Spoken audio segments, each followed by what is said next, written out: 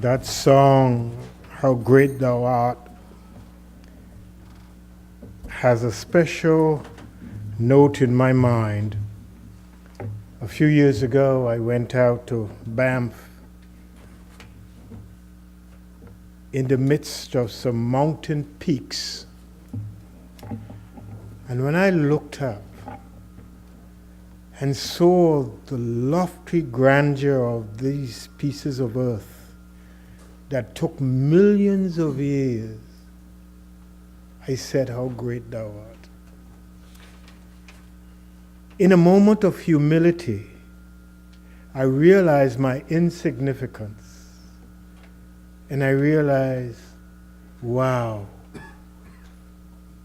wow, wow. About 2,000 years ago, a young man, having decided that he wanted to experience the spiritual life at the age of 12, made a journey to the banks of the River Jordan, and hearing the teachings of John the Baptizer, he decided this was his moment. It says that he came to John and he said to John, I would love to be baptized by you. And John said to him, no, it is I who need to be baptized by you. But Jesus answered him, let it be so for now, for thus it is fitting for both of us to fulfill all righteousness. And then John took him into the water, and he was baptized.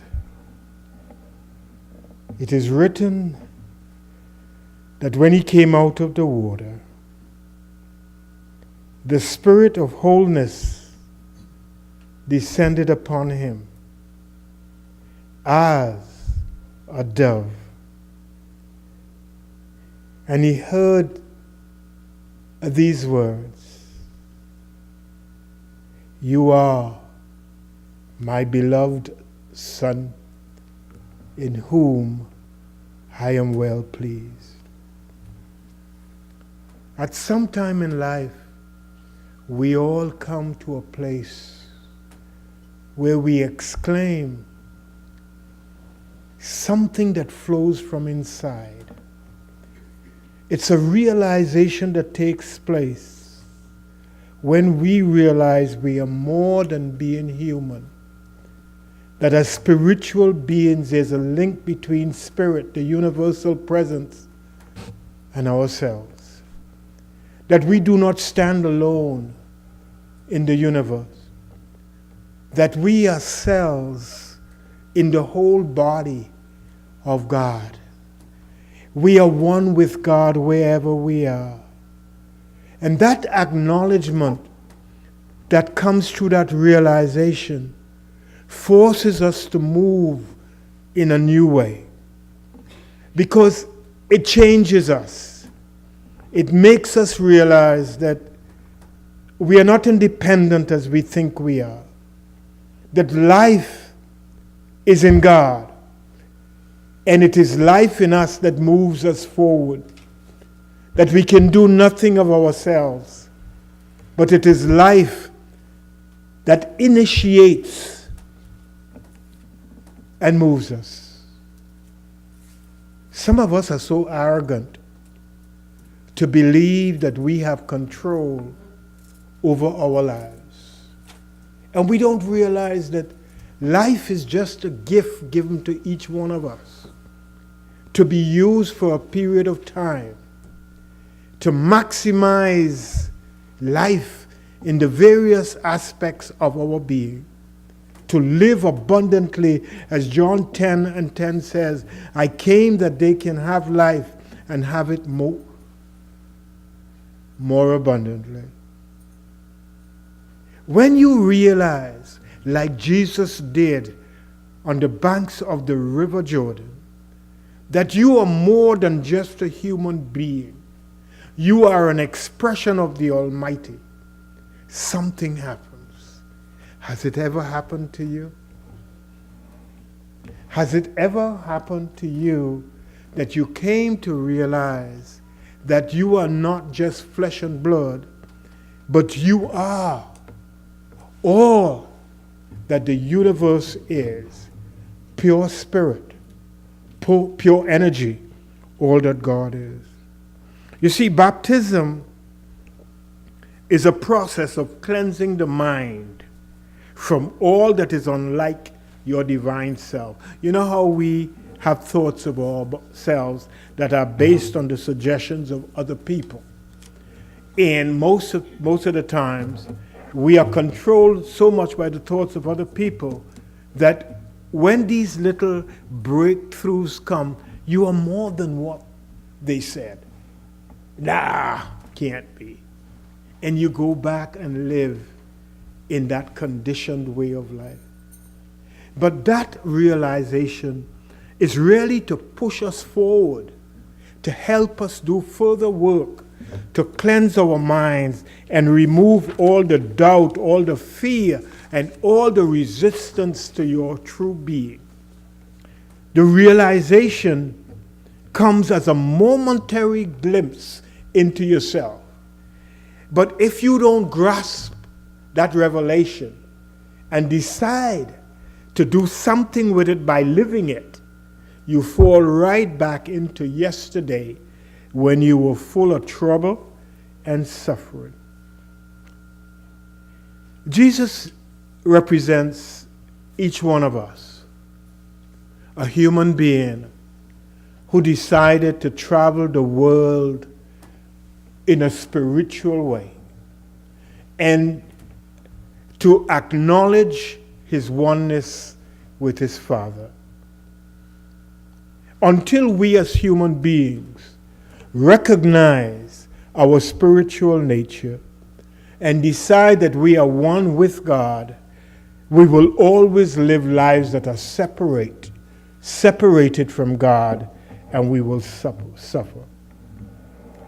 After Jesus experienced this euphoric moment at the banks of the river Jordan, Matthew chapter 4 says, "Then Jesus was led up by the Spirit into the wilderness to be tempted by the devil." This is a funny piece of scripture here, because a lot of us believe when we get the revelation, we are no longer going to be tempted. Mistake. As soon as you realize your spiritual nature, that's when the devil shows up. And the devil is that in you that is ego-based, based on supposition, not the truth of your being. The devil is that in you. The devil does not come from outside. Every one of us has our own tempter. These past beliefs and thoughts. I remember when I was a young boy undergoing my trauma, I used to sit and daydream that when I get to that point when I have power, all of those people who did me wrong, I'm going to get. Well, it happens to all of us that there's a part of us that is always seeking vengeance based on our experiences. What the devil also does too is we build up an ego. Sometimes we feel we are better than other people. Have you ever felt that way? I know you do. And I know you have. Where you judge people and believe that because you were born on a particular street in a particular village, you are better than those born on another lane, because it's not street, it's lane. And we make up all kind of stuff, separating ourselves from others. That's what the devil does. And the devil seeks power and control. So the devil says to Jesus, this is happening in Jesus. This is not happening outside of Jesus. This is happening to you as I speak. What is heaven saying? The man is mad. That's the devil talking to you. I'm just sharing. So the devil says to Jesus, now that you have realized how spiritual you are, you can do anything you want. Here you are. You have been fasting for 40 days and 40 nights. You have to be hungry. You gotta be hungry. Well, let me tell you something. If you say you are the Son of God, you see these stones over there? To fill your hunger, turn them into bread. Sometimes when we become so spiritual, we believe we have power even over the stones, that we could control nature and get nature to do our bidding. Have you ever experienced that? This is an experiential lesson this morning. I'm going to ask you questions. You're going to answer. When I call, you respond. Hello? Have you ever experienced your own self, testing your own self to see how spiritual you are? Especially of us who like to read the Bible. We become super doers, man. We get a little cold and we start to tell God, I am so Christian and prayed up, I shouldn't get a cold. Take away the cold, God. No. It doesn't work that way. See, the ego, once it becomes so powerful, it controls every area of our lives and makes us want to do things that can't be done.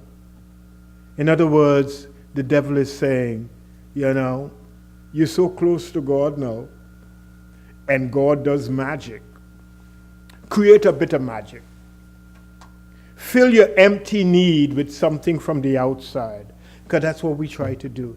When we are unhappy, we try to fill the unhappiness with something on the outside, not realizing unhappiness in the inside cannot be quenched by anything on the outside. So when we are unhappy, we change partners. I don't like you no more. We go to the store and we buy material clothing and we put on, and we go to the party, we feel good. When we come home, we feel flat again. Because nothing on the outside can satisfy. This hunger that we are talking about is the inner quest to find satisfaction. It cannot be found from the outside. So Jesus said, man shall not live by bread alone, meaning the material, but by the ideas that come to us from God. In other words, Jesus is saying, when I have a need, I realize that needs and wants are two different things. When I have a need, I go to God, and God sends me the ideas, and when I work with the ideas, the needs are filled. But the devil is not satisfied, because the devil, you have built up your own devil for as long as you have lived, right? So some of us in here have a big old devil. Powerful devil. So the devil took him up to the holy city and set him up. And this is happening in Jesus' mind. This is not a physical thing. This is happening in us. Takes him up to the pinnacle of the temple and said to him, "If you are the Son of God, throw yourself down, for it is written, He will command His angels concerning you, and on their hands they will bear you up." Well, sometimes when we become so religious, not spiritual, we believe that we could do anything, and we could do what? Go against the laws of nature. All right? All right? I'm talking, I just asking you some questions here. Can you relate to me? Yes. Thank you. Got to pull it out to you this morning. All right.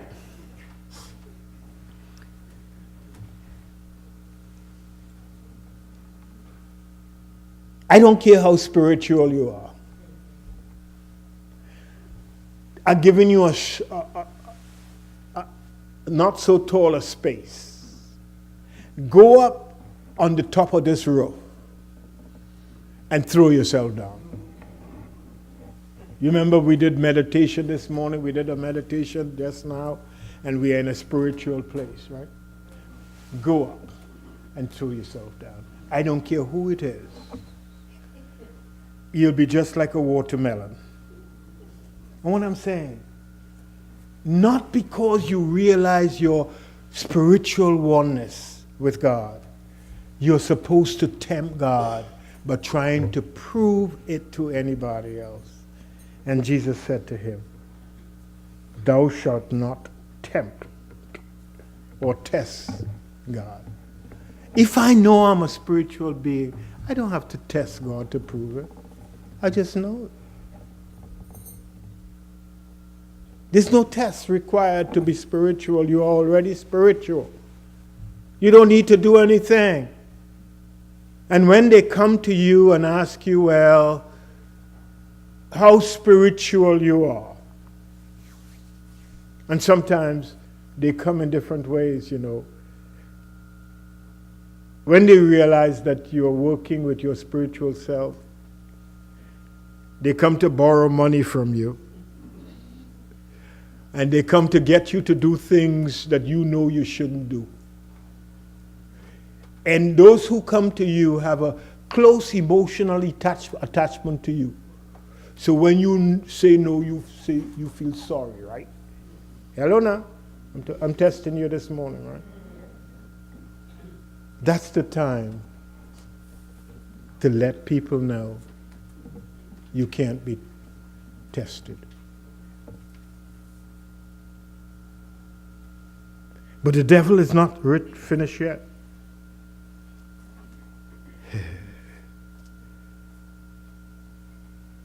The devil took him up to a mountain and showed him all the kingdoms around and said, all you need to do is to give me power over your life. I don't know. You know, have you ever been in a job you've been doing for 20 years and suddenly you got a message from on top and you go to the office of the president and he says to you, I am making you supervisor over all these people. This is a good chance to check this out. The only power you have is over your own self. I have seen people changed just because they are called supervisor. And they become hard task masters. I'm not talking about you. I'm talking about the other people who didn't come to church this morning. Sometimes we are tempted to do things selfishly to prove that we have power over others Well, let me tell you the joke. The joke is on you, because you have no power over anyone. All power comes from the same source, you and me. Don't give people power. And don't try to control other people. So then Jesus said, "Begone, Satan, for it is written, thou shalt worship God and worship God alone." And then it says the devil left Jesus, and angels representing ideas of prosperity, of abundance, of all good things came and ministered to Jesus. So one of the first things we need to do when we are working with Spirit is to get rid of the power that we have given to the ego that we have built from since we were little children. That ego is like a serpent that when you are having good times, it wiggles in our minds and tells us to do something that is not spiritually wise. And when we follow Spirit, we lift ourselves up. But when we follow that ego part of ourselves, we pull ourselves down. Remember that the ego is selfish, eh? Have you ever found yourself being selfish? I heard two people, Marge and somebody else. Have you ever found yourself being selfish? Yes. Controlling of others? Want the best for yourself? Condemning everybody and criticizing everybody? You know, when you realize your spiritual self, you realize that everybody is just like you. Spiritual beings, controlled by a mind that generally develops into an ego-based, ego-centered mind that aspires to be number one. And when you drop that, you get to realize, wow, I am one with everyone. Hello, regardless of gender, race, ethnicity, status in life, all we are just spiritual beings with a mind to do the will of God. That's all we are. We don't need to be pompous. No. We don't need to be compelling. All we need to do is to live abundantly and let the Spirit of God move through us. It says that when the ego is in control, the ego is that part of you that usurps the power of the Christ. Christ in you is God in you. This is what Jesus discovered, that through Christ he can do all things. Through Christ, through being the Son of God and letting God fully move through him, he can do all things. And this is the whole role, is to become the Christ, to live at a state where God could feed us constantly and where life will be full of health, happiness, and everything that is good.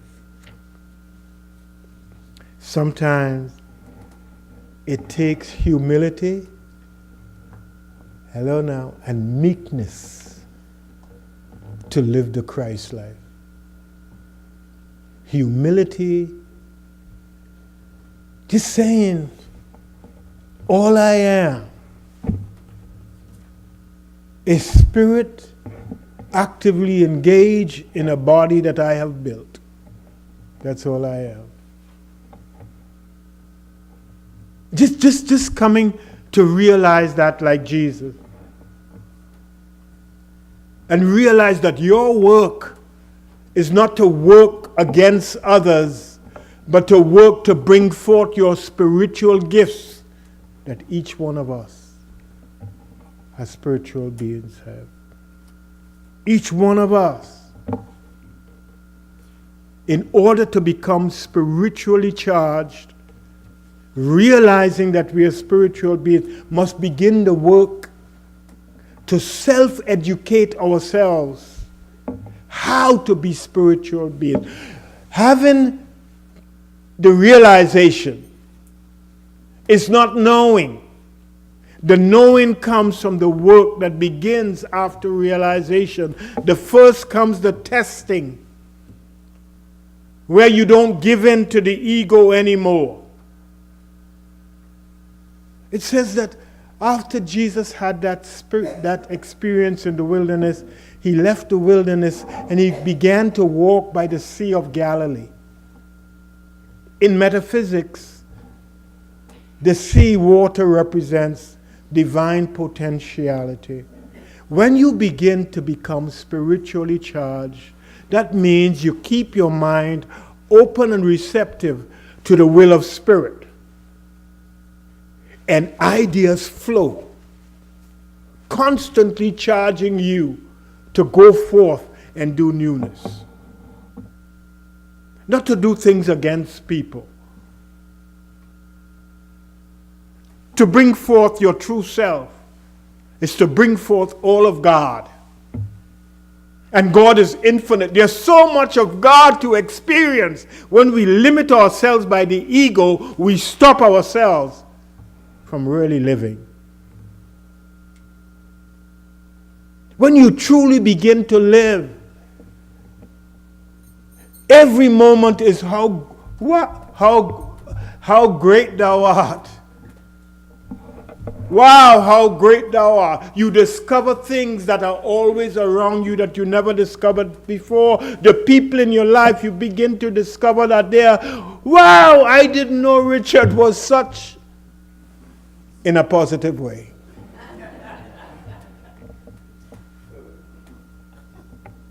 You catch what I'm saying?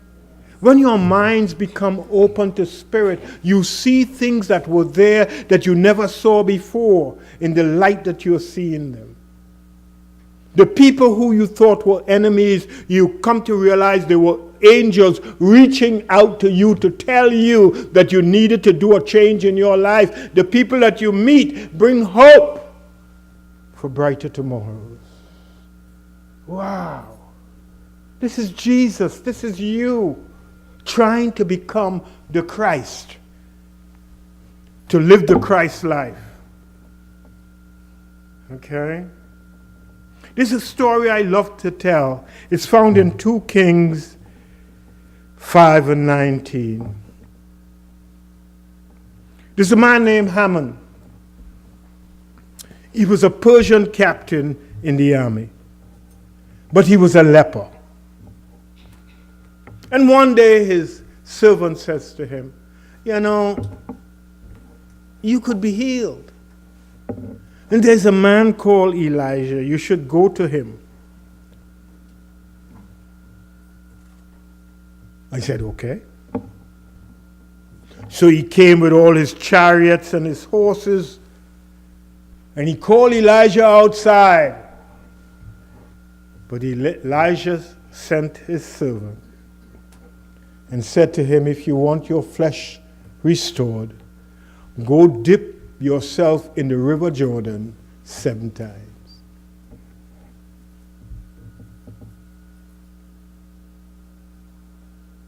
That's all he had to do. But he began to question, number one, I am a captain.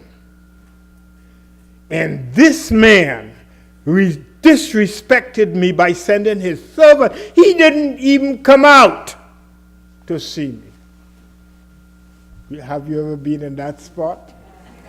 Self-importance. Hello now. Self-importance, man. That's one of the things that the ego drives us with. Self-importance. Do you know who I am? So your food is late in a restaurant, and the first thing you go call the chef. Do you know who I am? You're nothing but a spiritual being, just like the waiter, just like the cook, just like the chef. All of us are spiritual beings. You have no importance. The only importance is within yourself. When you get rid of that, the healing will come.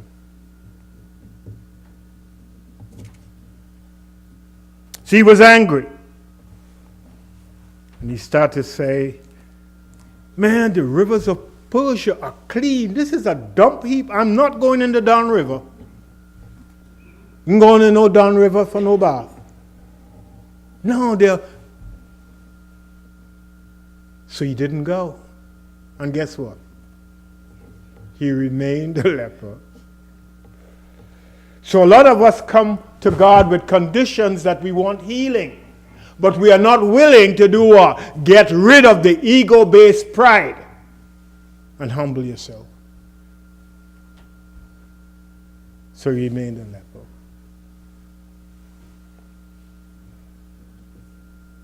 And guess what? The servant said, why don't you just go do it? Finally, he went and he did it. He went in once, nothing. Twice, nothing. 3, nothing. 4, 5, 6, nothing. When he went in on the 7th time and he came out, his flesh was restored.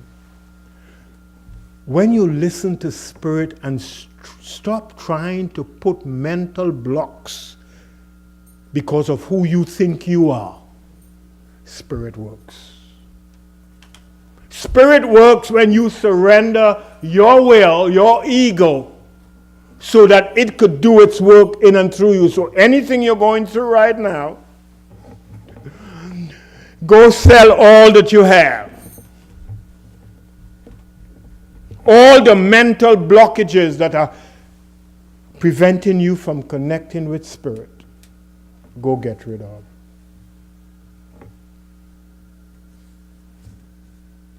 We good?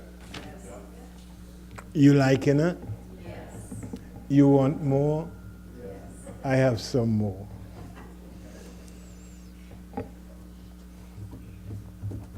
Spirit cannot work where there's anything other than Spirit.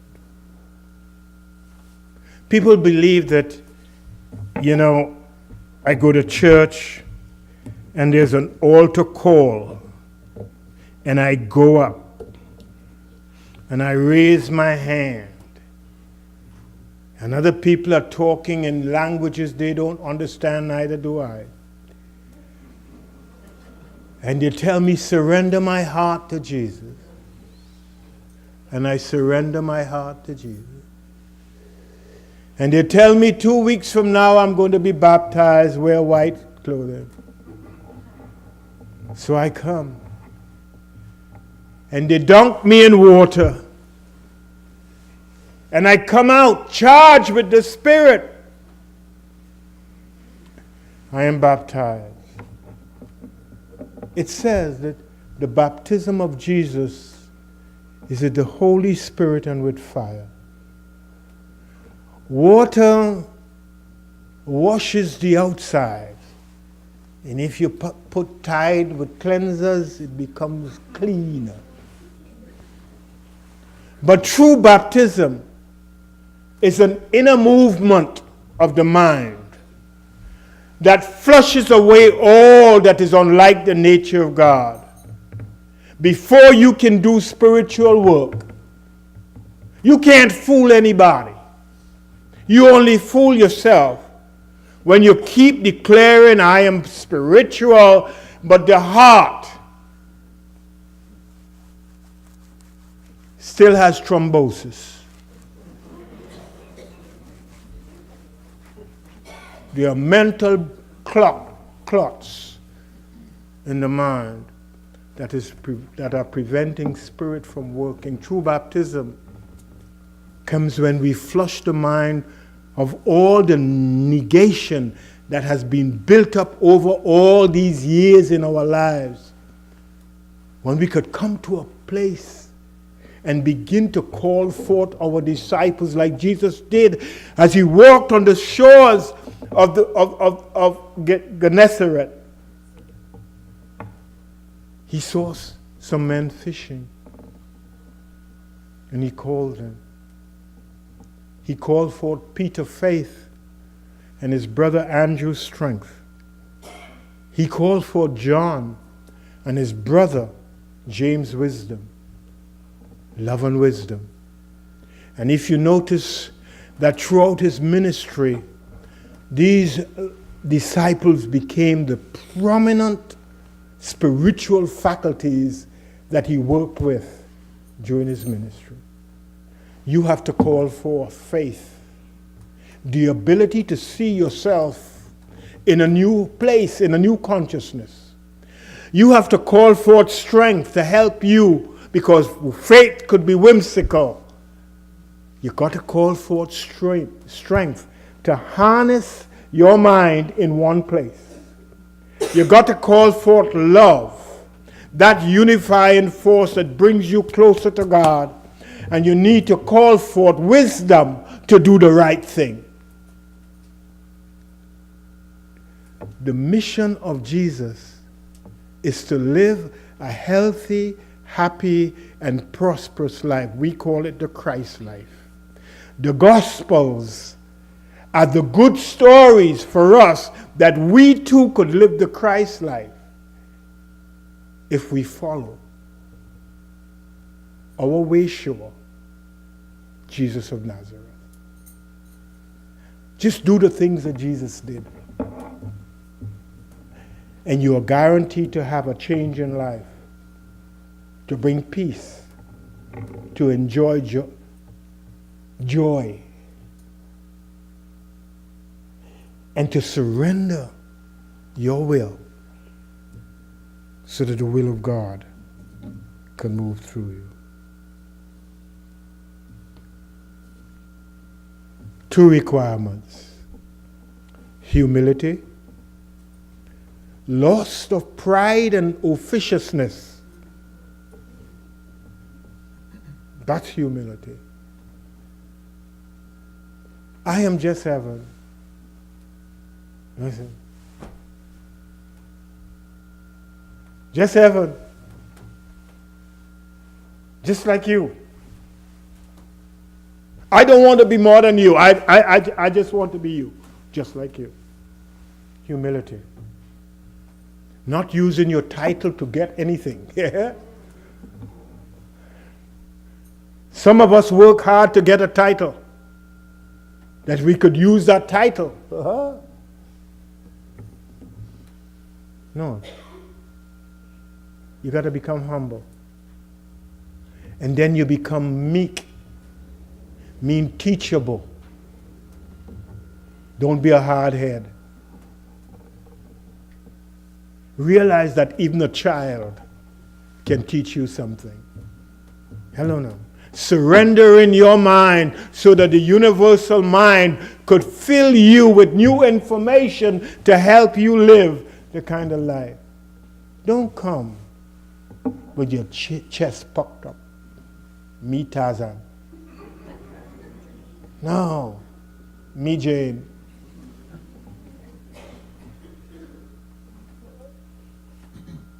No. Come recognizing your spirituality, and the work that you have to do is to put down the ego desires that you have built up for most of your life. God bless you.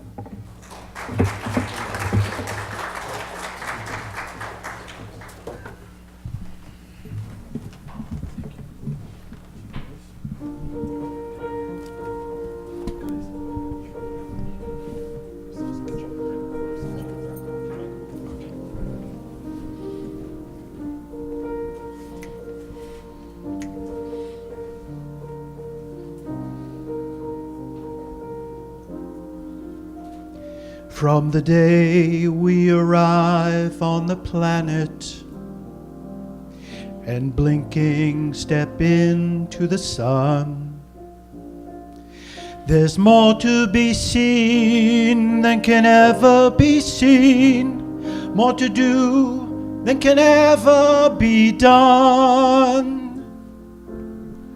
Some say eat or be eaten, some say live and let live. But all are agreed as they join the stampede.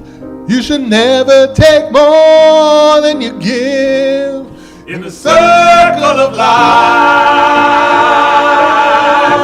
it's the wheel of fortune. It's the leap of faith. It's the bend of hope. Till we find our place on the path unwinding. Yeah. In the circle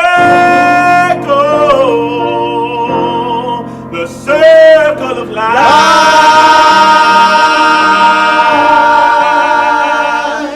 Some of us fall by the wayside, and some of us soar to the stars, and some of us sail through our troubles, and some have to live with the scars. There's far too much to take in here, more to find than can ever be found. But the sun rolling high in the sapphire sky keeps great and small on the endless round. In the circle of life.